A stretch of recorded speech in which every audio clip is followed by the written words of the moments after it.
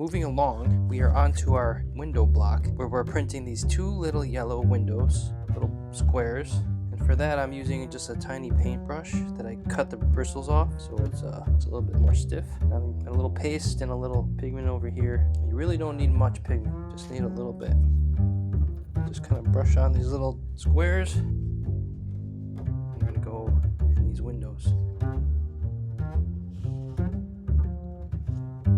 This is very delicate, just gently rubbing the baren on the back of the print, and there's the windows. I'm doing this impression now because I want the black, the darkest layer, to go over top of it, so you can see how the window sills go over that yellow. There's a little bit of opacity in this pigment. I don't want to do it last because then you'd see the yellow. I want the black to be on top of the yellow. You can see in there around this windowsill here. So one more impression after this. This should go pretty quick. I'm just going to start firing through these. So I just took a regular round paintbrush, chopped the bristles in half with a sharp knife. Got a mini brush for little impressions like this. It works well. The key here is to be very gentle with the baren. Too hard and you can put a hole in the paper. And too soft, you don't get enough of the impression. So this is looking pretty good. This is exactly what I'm going for. It's so cool. These two people are the only ones that are still up. Maybe it's early in the morning. This person's heading out to work early. I don't know what the story is behind this print. It's an interesting little print though. This print brings me back to when I was a kid. I grew up in Buffalo, New York. We used to get some really heavy snowfalls back then. And this print reminds me of waking up early in the morning, knowing that it snowed out. It snowed a lot. And checking news to see if your school was canceled or not for the day. And in Buffalo, they don't really cancel schools too often unless there's like 3 or 4 feet of snow. In this picture here, I'd say they got a good couple feet. 12, 16 inches of snow overnight, that's pretty good. And if it's going to continue to snow like it is all night, then you're going to get a good couple feet.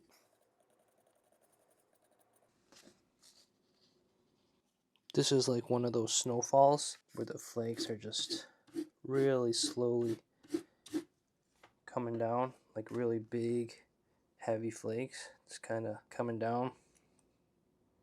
And the snow looks like it'd be pretty good for snowballs, for making snowmen. Good for sledding and all that fun stuff. Yeah, I miss those days as a kid growing up. Man, if we had school canceled, we would be playing outside in the snow all day long. You come inside at night, just after it got dark, and you're just like soaked. Your feet are soaking wet, and you're just like frozen, but you don't care because you just had an amazing day building forts and throwing snowballs at cars and causing trouble. At least that's how it was for me when I was a kid. We also used to play hockey a lot in the streets in Buffalo. As a kid growing up, we played just hockey. And man, when that street was covered in snow and the plow would go by, you know, it would push all the snow out of the way, but there'd still be a whole layer of snow, like hard pack on the street. Man, those games are super fun. You could check your buddies in the snowbanks on the side of the road. Slip and slide around. It was really fun. And maybe that's why these prints are so successful, because they bring a sense of nostalgia to the viewer. You know, this is a scene that, you know, it looks like a Japanese town and the umbrella looks Japanese. But man, it brings back some really cool memories for me. It's very nostalgic. And maybe that's why I like them so much. Just brings me back to a different time where things were more simple.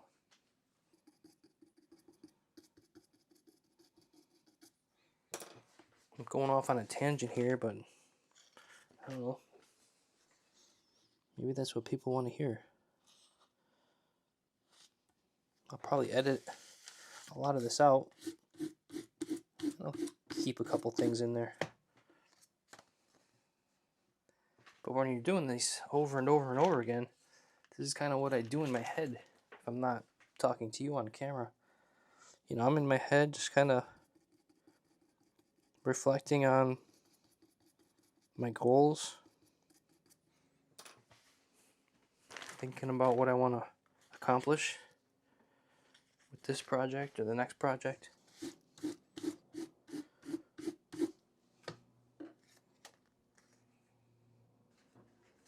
I also listen to a lot of podcasts when I'm printing. So after I do my filming on camera here, I turn it all off and I throw on a podcast and I really just listen and focus to that. Because this is just repetitious. I don't have to think about it too much.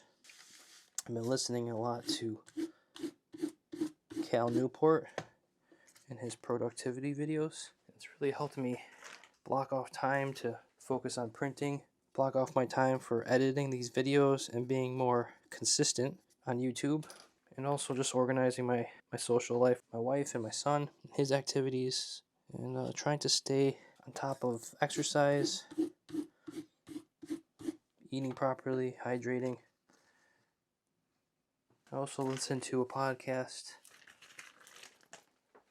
a YouTube podcast, which is really instructive and is helping me navigate YouTube, and it's keeping me motivated listening to other people's stories and how they started their YouTube channels and how a lot of people just kind of fell into it.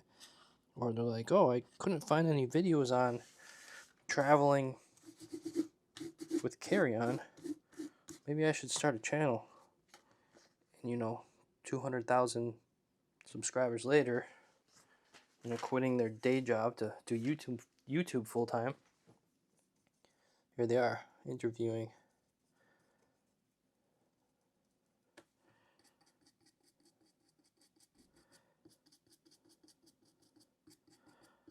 And the guy that runs that podcast, his name is Dusty Porter. It's the YouTube podcast. Super informative. Really interesting backstories on a lot of these people that come from all different parts of the internet.